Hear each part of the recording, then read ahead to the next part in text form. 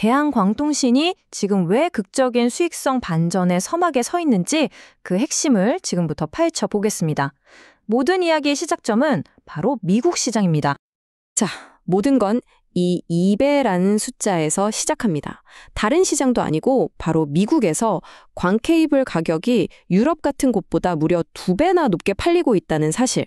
이게 모든 변화를 이끄는 핵심 엔진이라고 보시면 됩니다. 바로 이 엄청난 가격 차이 덕분에 대한광통신은 지금 실적에 있어서 아주 중대한 변곡점을 맞이하고 있어요. 이 회설의 성장은 거의 전적으로 바로 이 수익성 높은 미국 시장에서 나오고 있는 거죠. 아니, 그렇다면 대체 왜 미국 시장만 이렇게 독보적으로 돈을 잘 벌 수 있는 걸까요? 그 특별한 구조를 한번 들여다보겠습니다. 이걸 보시면 미국과 나머지 시장의 상황은 뭐랄까, 정말 하늘과 땅 차이입니다.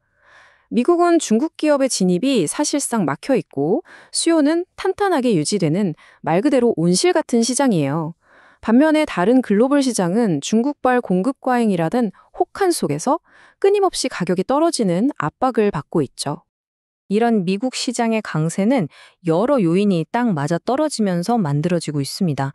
통신사들은 꾸준히 주문을 넣고 있고 미국 내 재고가 줄어들면서 대한광통신 같은 해외 공급업체에게는 이게 기회가 되고 있어요. 심지어 코닝 같은 거대 경쟁사가 AI 데이터 센터용 최첨단 제품에 집중하는 동안 전통적인 광케이블 시장에 빈틈이 생긴 것도 아주 좋은 소식이죠. 하지만 아무리 시장 기회가 좋아도 이걸 수익으로 연결하는 건 또 다른 문제입니다. 과연 대한광통신은 이 순간을 잡기 위해 내부적으로 어떤 준비를 했을까요? 먼저 손익분기점, 즉 BEP 개념부터 간단히 짚어볼게요. 이게 낮아졌다는 건 회사가 예전보다 훨씬 적은 매출만으로도 이익을 낼 수 있게 됐다는 뜻입니다. 한마디로 군사를 빼고 아주 효율적인 몸으로 바뀌었다는 의미죠.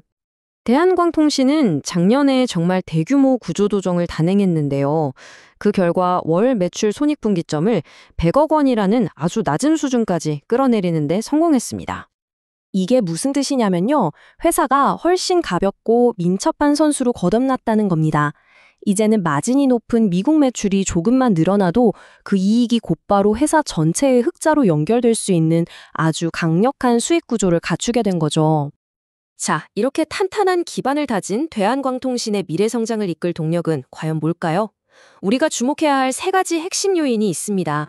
첫 번째 성장 동력, 바로 미국의 BIAD 인프라 프로그램입니다. 이게 바로 올해 2025년부터 시작되는데요. 앞으로 수년간 엄청난 수요를 만들어낼 겁니다. 2028년쯤 되면 이 시장 규모가 무려 45억 달러에 달할 것으로 전망되고 있어요. 두 번째 성장 인지는 바로 전력망 시장입니다.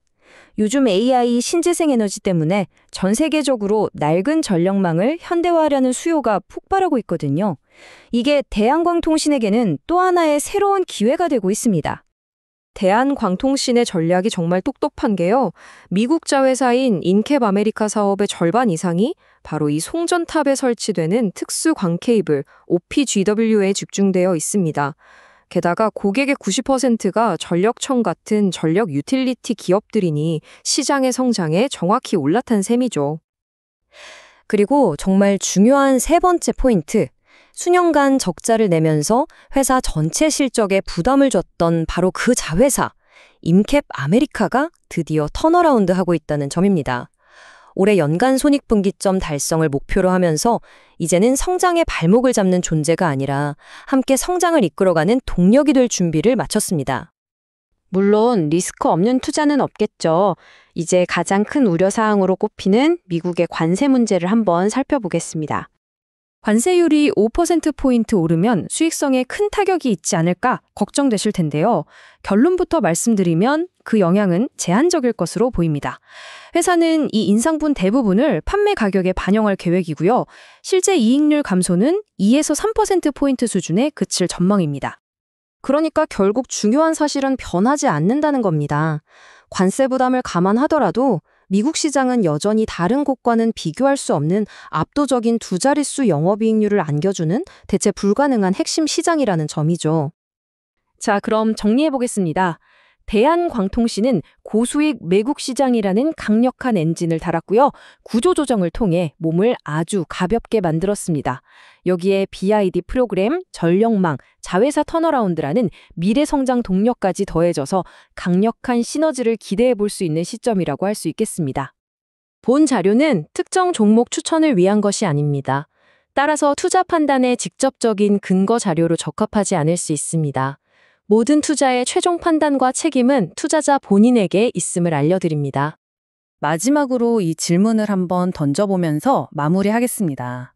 이처럼 전략적인 집중과 개선된 체질을 바탕으로 과연 대한광통시는 거대한 미국 인프라 투자의 숨은 수혜자가 될 수 있을까요?